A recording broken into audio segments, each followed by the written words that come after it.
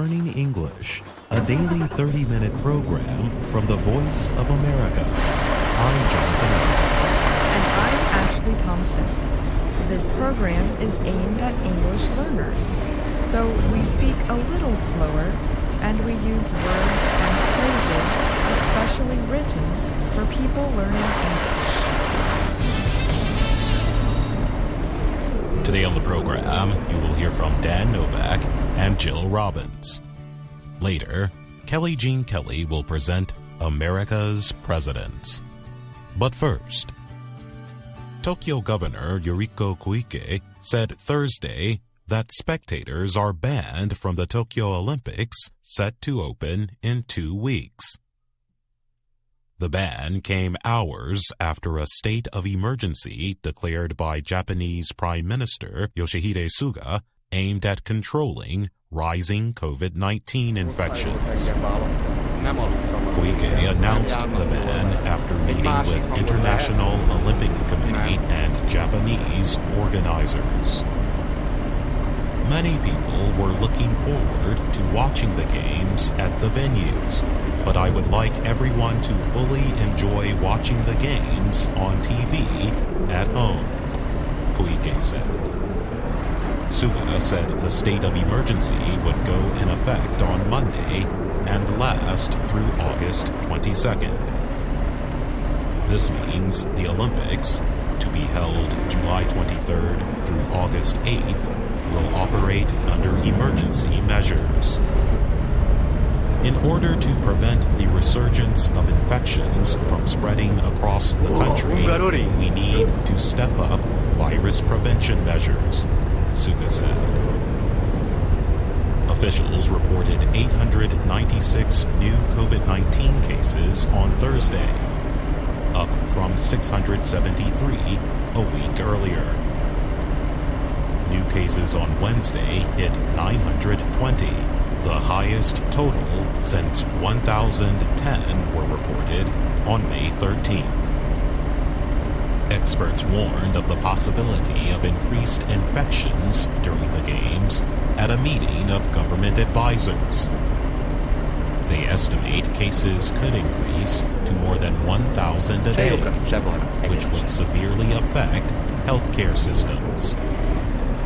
Ryuji Wakita is Director General of Japan's National Institute of Infectious Diseases and the head of a government COVID-19 advisory group.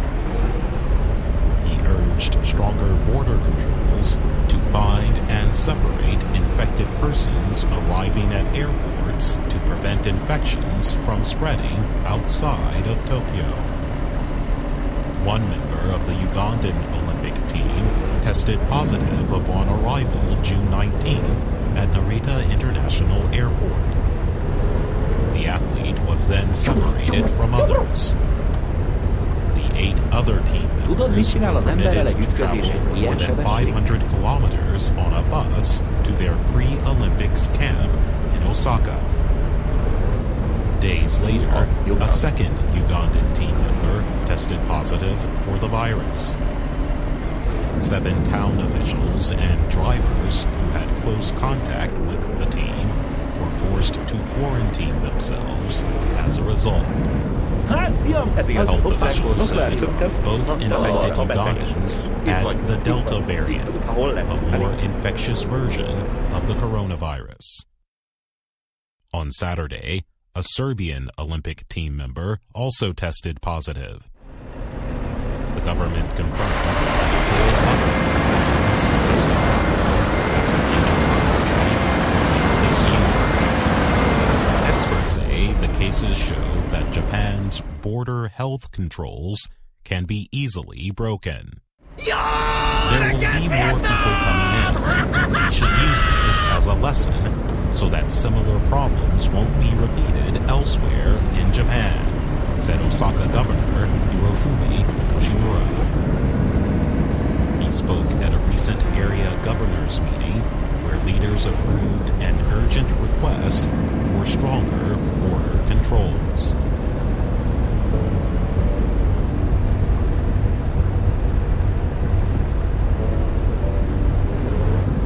The search continues for of the collapsed Champlain Towers South condominium building in Surfside, Florida.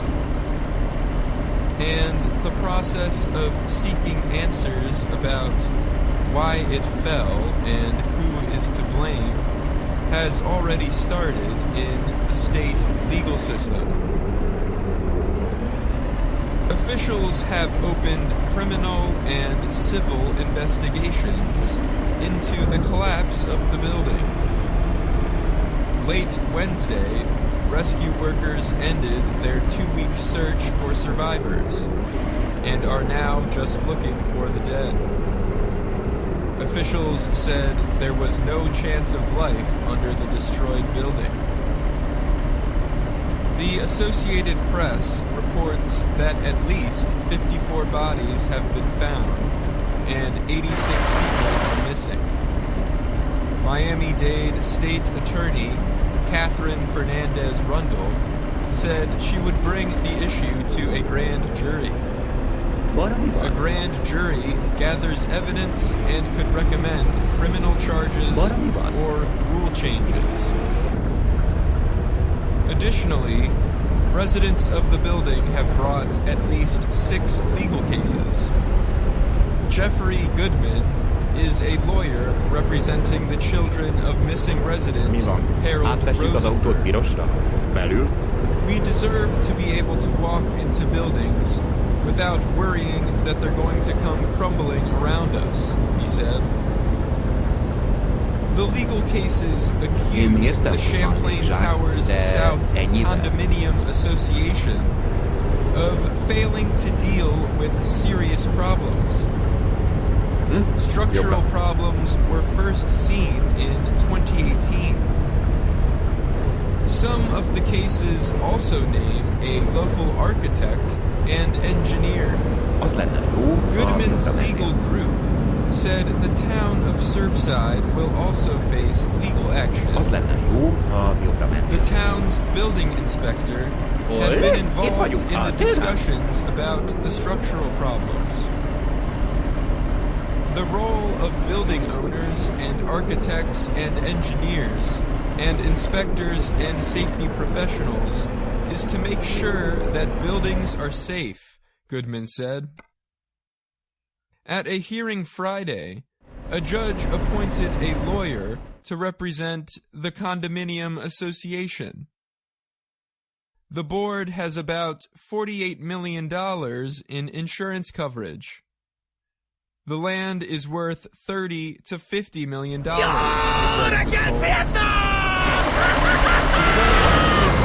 the lawsuits would end quickly.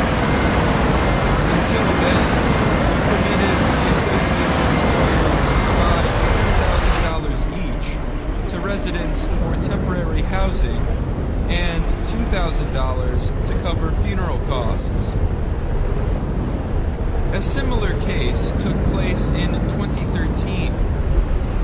The wall of a building in Philadelphia was being demolished and collapsed. The wall fell onto a store next to it, killing 6 people and injuring 13. In the trials that followed, a civil jury found the building's owner and his architect responsible. They paid $227 million in damages. Criminal charges also were brought.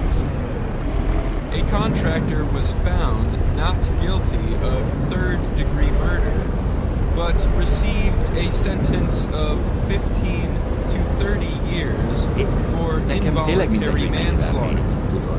The collapse also led the city of Philadelphia to pass stronger rules for demolitions. I'm Dan Novak.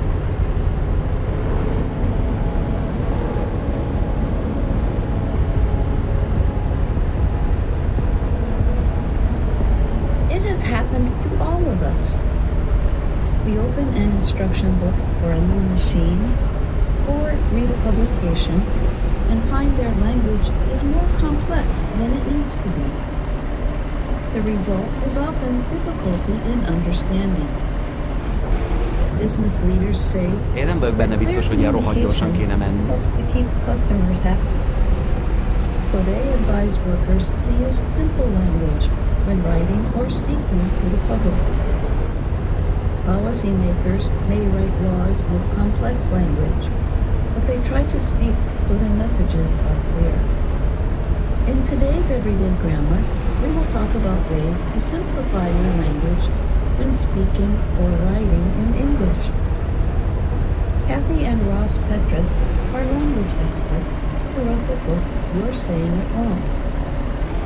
They said business leaders are concerned Szép that sebesség, workers gratulálok. often use Én unnecessary meg ugye words álmomban and szeretnék expressions meghalni, mint a in nagyapám, és communication. nem üvöltve sikoltozva, mint az For utasok. example, they would say, at this point in time, or Menjél a at the balra. present time, instead of using now to say the same thing. Menjél a Sometimes balra. workers would use extra words with the same meaning, such as Ez igaz. end result, Legboldogabb pillanat. combined together, A and beteljes. past history. Itt vagy, itt vagy, itt vagy. Ahol Let's lesz? take a look at these extra words. A result is at the end of something, so do we need to add end? Combine means to mix or bring together. There is no need for another together. And if history is always in the past, do we need to say it is in the past again? You may wonder why some writers and speakers use such difficult language. Jó estét kívánok! Én az önök GPS-en vagyok a továbbiakban. Szívesen állok rendelkezésükre, amennyiben Japánban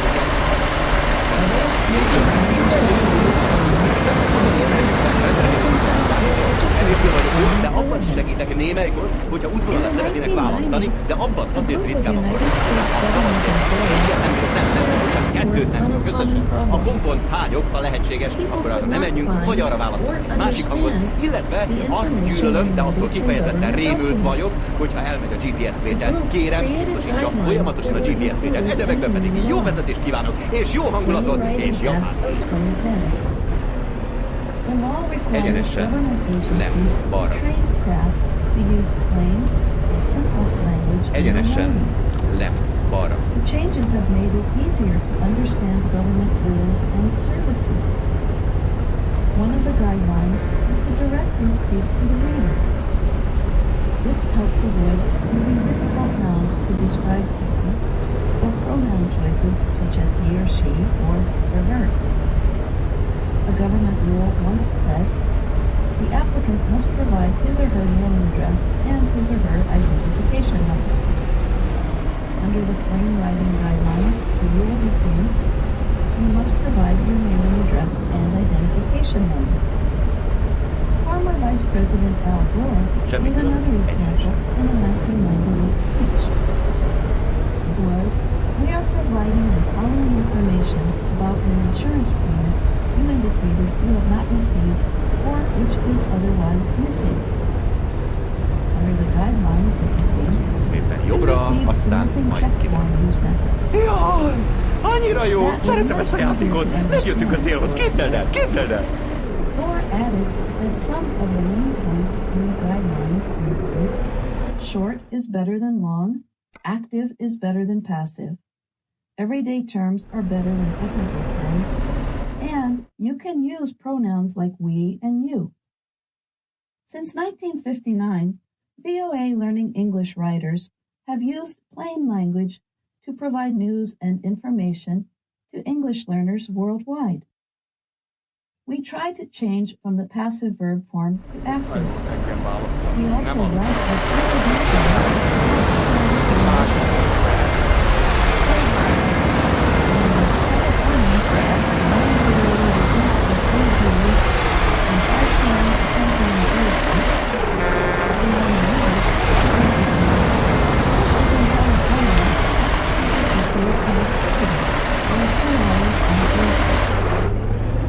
When possible, we limit ourselves to the 1,500 words in the word book. When we must use a word that is not in the book, we explain the word or give you its meaning at the end of the story. Egyszerűen nincs ötletem, komolyan, fingom sincs. Menjünk mondjuk balra. És utána jobbra menjünk, de nem összekeverni, nem most menni jobbra, majd utána. Sentences about remote learning or virtual instruction became teaching by computer or learning on the internet. And that's everyday grammar. I'm Jill Robbins.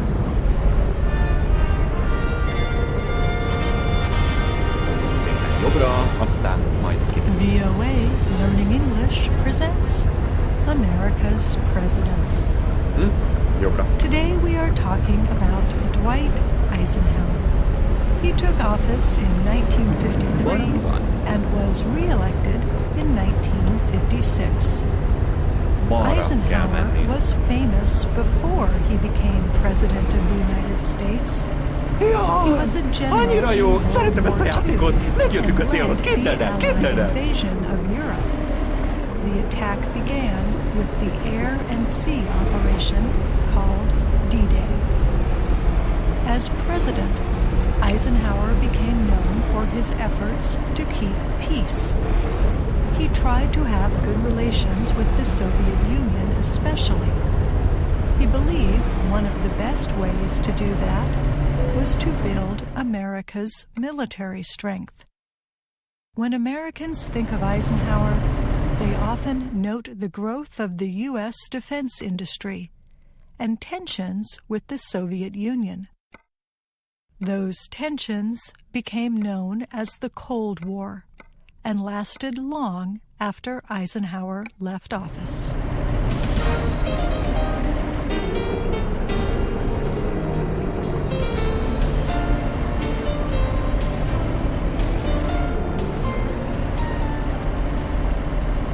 Dwight David Eisenhower was born in Texas, but raised in the state of Kansas. His parents had 7 sons. The future president was the third. Eisenhower's parents did not have much money. His father worked as a mechanic. His mother was a member of the Mennonite Church, which opposed war and violence for any reason. But young Dwight, who used the nickname Ike, enjoyed reading about military history and doing physical activities. He played football and liked hunting and fishing. When he finished high school, Eisenhower earned a position at the U.S. Military Academy, Egyszerűen nincs ötletem, komolyan. as West Fingom Point. sincs. Menjünk mondjuk balra. At first, he did not excel as a soldier. Eisenhower tested some of the Army's traditional ideas. But in time, Én nem vagyok benne military biztos, hogy ilyen leaders rohadt came gyorsan to kéne menni. value Eisenhower's ability to think independently and strategically. He accepted increasingly important positions.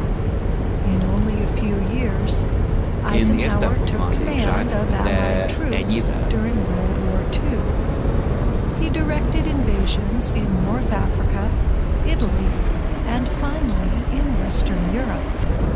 His words, "Okay, let's go," launched the invasion of Normandy, France, on June 6, 1944. Eisenhower's personal life changed during his military years. He married a young woman named Mamie Dowd in 1916. The following year, they had a son named Egyenesen. Dowd Dwight. Nem, balra. However, the boy became sick and died at the age of 3. Index, balra, In kormány, 1922, balra, megyünk the balra. Eisenhowers had a second son named John. Mamie and the boy spent many months separated from Dwight.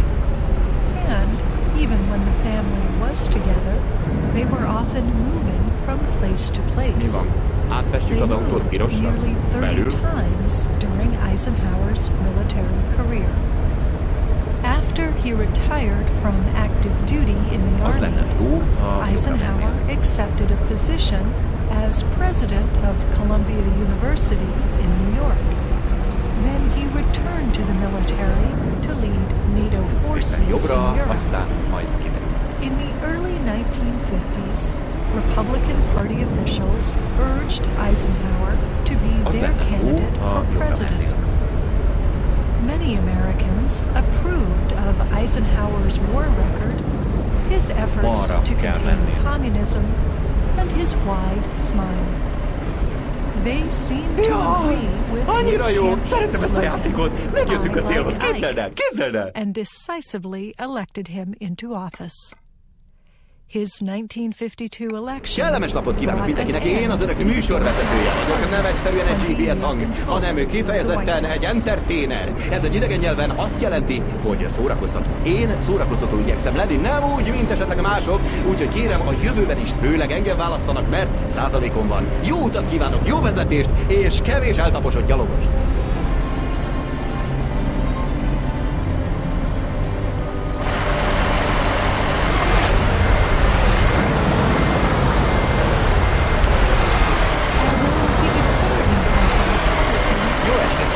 Én az önök GPS-e vagyok a továbbiakban. Szívesen állok rendelkezésre, amelyben japán partnerüket, végül minden nőt valaki, ahogy szokták mondani, és ezügyben rendelkezésükre állok bármiben. Kevésbé vagyok jó, de abban is segítek némelykor, hogyha útvonalat szeretnének választani, de abban azért ritkában fordulnak hozzám, ha szabad kérnem. Egyet nem bírok, nem, bocsánat, kettőt nem bírok összesen. A kompon hányok, ha lehetséges, akkor arra nem menjünk, vagy arra válaszunk másik hangot, illetve azt gyűlölöm, de attól kifejezetten rémült vagyok, hogyha elmegy a GPS vétel. Kérem, biztosítsa folyamatosan a GPS vétel. Egyebekben pedig jó vezetést kívánok, és jó hangulatot, és japán. Eisenhower also worked hard to have peaceful relations with other countries. In his first months as president, he signed the agreement that ended fighting in the Korean War. He also tried to ease tensions between the United States and Soviet Union. In 1952, the U.S. government tested the first hydrogen bomb. It was even more powerful than the atomic bomb. Soon, the Soviet Union carried out a hydrogen bomb test of its own. The two countries became actively involved in an arms race that made many people around the world very nervous.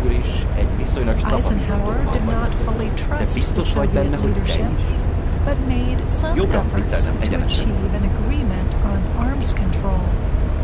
At the same time, he approved a plan for U.S. airplanes to fly secretly over the Soviet Union to gather information. In 1959, Eisenhower and the Soviet leader, Nikita Khrushchev, met in the American state of Maryland. Modern presidents use a mountain retreat there, which Eisenhower called Camp David, after his grandson. The U.S. and Soviet officials did not develop a treaty, but they did agree to meet again the following year. However, the agreement collapsed. In 1960, Soviet missiles brought down one of the American spy planes, called a U-2. The pilot was captured. At first, Eisenhower's government denied that the plane was secretly gathering information. Officials said it was only a weather aircraft. But then the Soviets produced evidence that the U-2 was, in fact, a spy plane. Khrushchev said he could not trust Eisenhower and his government, and he ended talks on limiting or disarming nuclear weapons. During his 2 terms in office, Eisenhower tried many ways to avoid all-out war. He approved other secret actions, especially by the Central Intelligence Agency, or CIA. Eisenhower sent U.S. Marines into Lebanon to try to end unrest there, and he decided against ordering airstrikes on Viet Minh forces when they surrounded French troops at Dien Bien Phu, Vietnam. In all these efforts, Eisenhower used the threat of U.S. military power to help achieve his foreign policy goals. But he warned Americans against Ez a legjobb a letting GPS-kezésben. businesses A aiding the körforgalom, defense majd az első industry kijáraton megy. become too powerful. In his final speech as president, Eisenhower spoke of the dangers of what he called the military-industrial complex.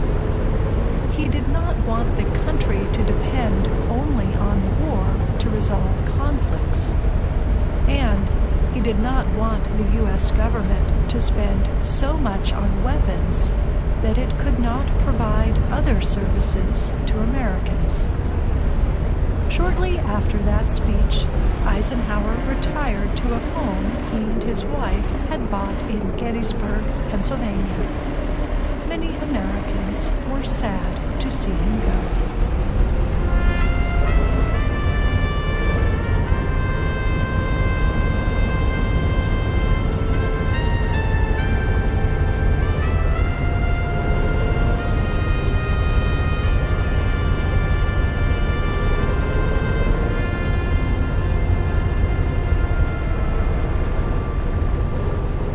Eisenhower's presidency lasted most of the 1950s.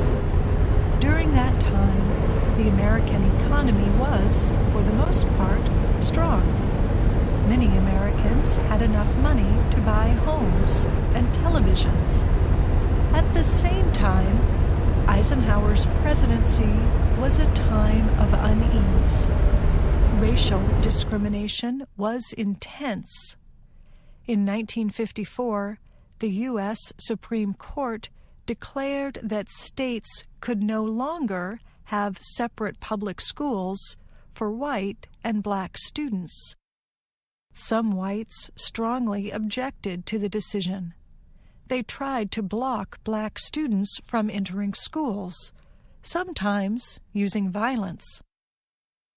Eisenhower sent troops to enforce the federal law to desegregate public schools. Later, Eisenhower used the power of his office to enforce other desegregation and voting rights laws. But he did not speak up strongly in support of civil rights. He thought both those who blocked civil rights legislation and those who demanded it were extreme.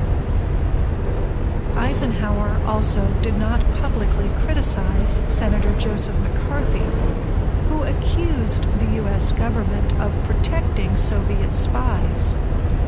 Eisenhower strongly disliked McCarthy, but he permitted the Red Scare to continue until the lawmaker could discredit himself. Finally, despite Eisenhower's efforts, the Cold War did not end. In fact, tensions between the U.S. and Soviet Union increased. Although Eisenhower succeeded in keeping the country out of war, many events during his presidency created the conditions for later conflicts. Nevertheless, Eisenhower was a popular president both before, during, and after his time in office. During his final years, he wrote several books about his life, traveled, and advised later presidents. He had suffered a heart attack during his first term in office and eventually suffered another one. He died at the age of 78 with his family by his side.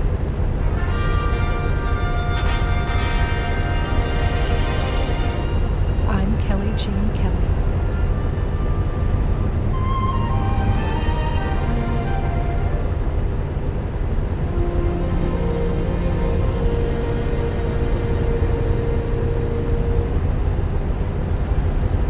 That's our program for today. Listen again tomorrow to learn English through stories from around the world. I'm Jonathan Evans. And I'm Ashley Thompson.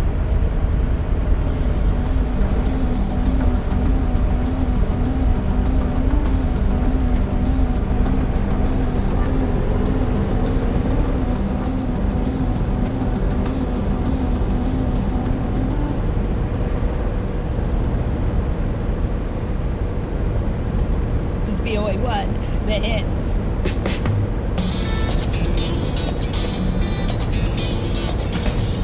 Welcome to Learning English on the Voice of America.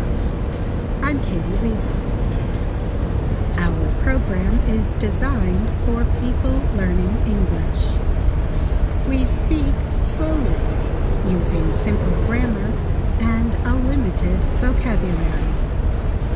Today on the program, Ashley Thompson reports on a new member of the Sesame Street family. Then, Dan Friedel tells about a group of helpful high school graduates.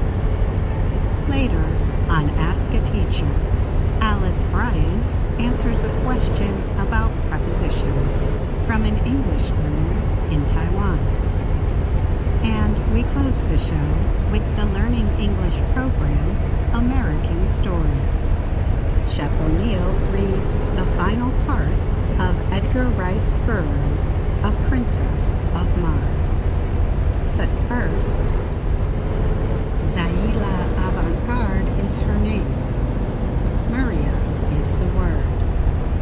The 14-year-old girl from Harvey, Louisiana, twirled and jumped after correctly spelling Maria to become the first African-American winner in the 96-year history of the Scripps National Spelling Bee. Zaila said she knew black children were watching her and dreaming of following the same path. She even thought of Magnolia Cox, the first black finalist at the 1936 competition.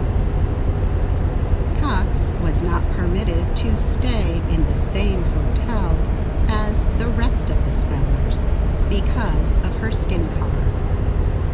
The competition has long been a setting for spellers from South Asian families. Up to now, the only black winner was also the only champion from outside the United States, Jody Ann Maxwell of Jamaica in 1998. And Zaila's win breaks a line of at least one South Asian winner every year since 2008. I'm hoping that within the next few years, I can see a little bit of an influx of African Americans, and not many Hispanic people either, so I'm hoping to see them there too. She has described spelling as something she does on the side, although she regularly practiced for 7 hours a day. She is also a star basketball player who holds 3 Guinness World Records for dribbling several balls at one time. She hopes to play someday in the Women's National Basketball Association. Many of the top spellers started competing at a young age, but Zaila started just 2 years ago. On Thursday night, she said she knew all the words, including Muria, which means a genus of tropical Asiatic and Australian trees.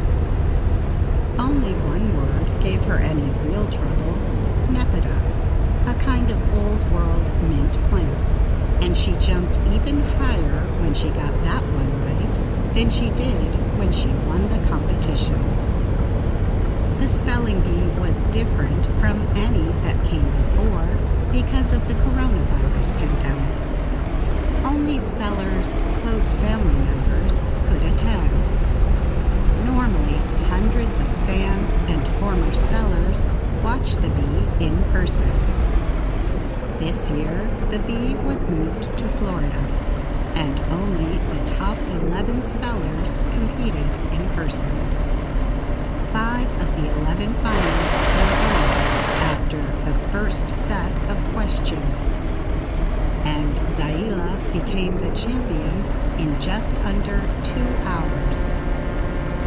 Zaila will take home more than $50,000 in cash and prizes. On Friday morning, former U.S. President Barack Obama congratulated the new champion on Twitter. He wrote 3 Guinness World Records and now the National Spelling Bee champ. Congrats, Saila. Your hard work is paying off. We're all proud of you.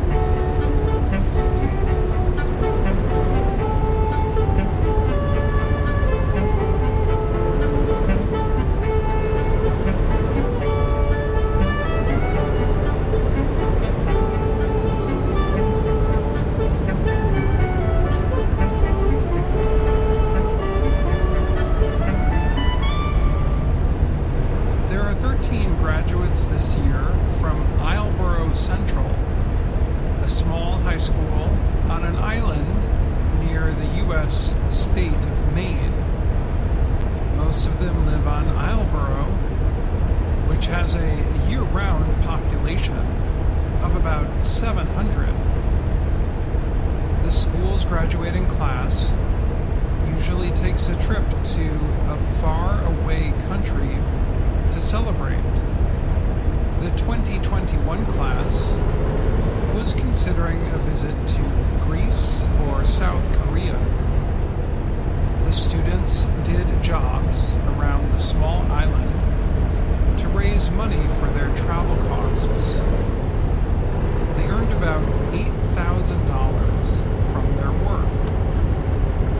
But when it looked like international travel would be difficult because of COVID-19, they considered a trip within the U.S. In the end, they went nowhere. Instead, the students decided to donate their money to help their neighbors on Isleboro. They gave $5,000 to the Island Community Fund and the aid group on Isleboro. The students said they had seen many people on the island dealing with job losses and financial problems after the coronavirus health crisis struck. It would have seemed, in student Lifa Temple's words, weird and definitely wrong for them to take the traditional trip when people were suffering. The money helped islanders feed their families and meet other needs. It felt really good to do that with our money, to give it back to the people who gave it to us, Temple said. It was a good feeling for the Island Community Fund as well. Fred Thomas is the president. Their decision demonstrated an awareness of the hardship in their community and a willingness to do something about it, he said of the young people. The students also gave some money to help pay unexpected costs for the island's vaccination operations. The students got a kick out of giving money so their teachers could get the jab. The students still have some money left. They are thinking about what to do with it. Olivia Britton is one of the students. She said, "It seemed obvious to give the money back to the people living on the island." Britton's mother, Megan, is a doctor.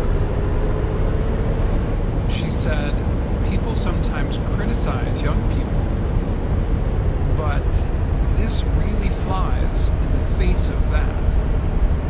I'm Dan Friedel.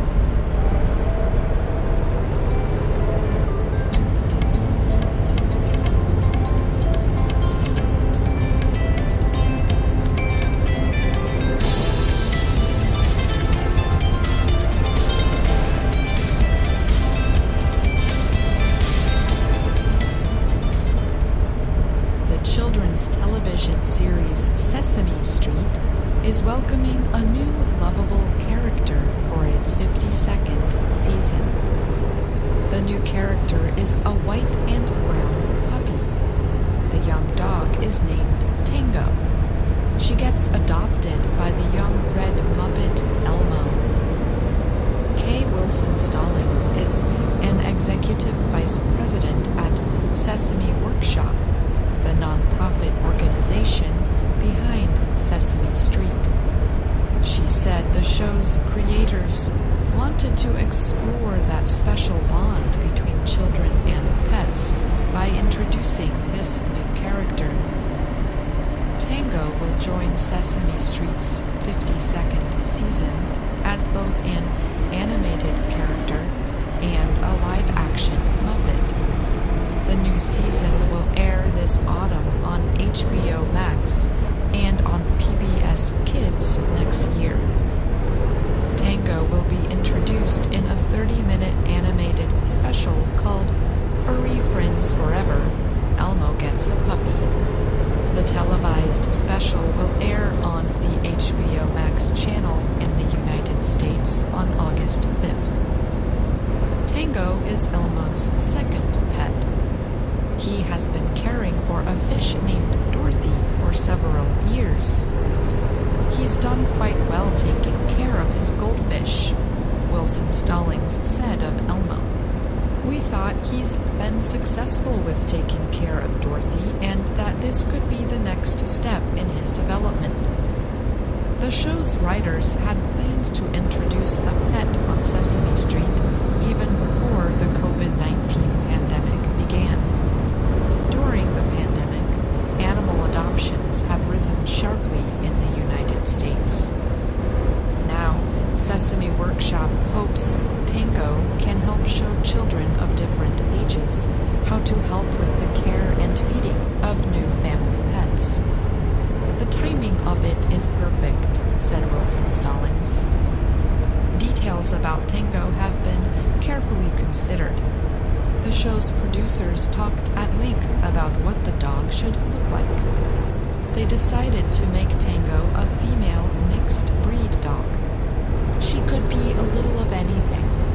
Anybody that has a pet might see a little of their pet within Tango, Wilson Stallings said.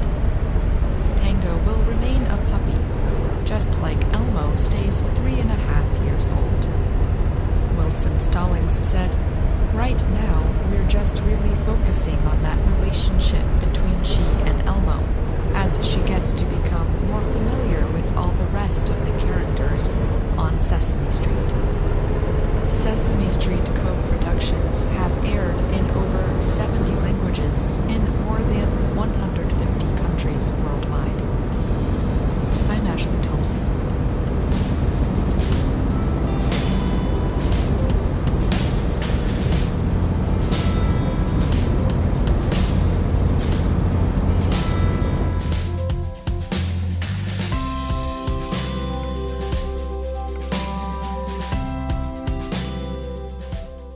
This week on Ask a Teacher, we answer a question from Jane in Taiwan about two similar prepositions. Here is the question. Dear VOA, I'm writing to ask a question about the differences between at the corner and on the corner. Thanks for your help. Hello, Jane. We are happy to help. Corners can be found in many spaces and places, inside and out. There are corners on boxes, for example, as well as on tables, in rooms, in parks, and on streets. There are even corners on a piece of paper. To answer your question today, I will focus on streets. When we are talking about the corner of a street, both on and at are used in American English. Listen to these two examples of how they might be used. She is waiting at the corner. The man stands on the corner every morning. When the names of the streets are not included, the more common choice for many Americans seems to be on. Now, let's suppose you wanted to be more specific. If you specify the streets where someone or something is located, or where something happens, the preposition at is common. Listen to these examples. Let's meet at the corner of Pike Street and East Broadway. A bridge collapsed at the corner of Kenilworth Avenue and Polk Street Northeast. The word on would also be acceptable in both examples. But in the second example, it could mean that a bridge above the street corner collapsed onto it.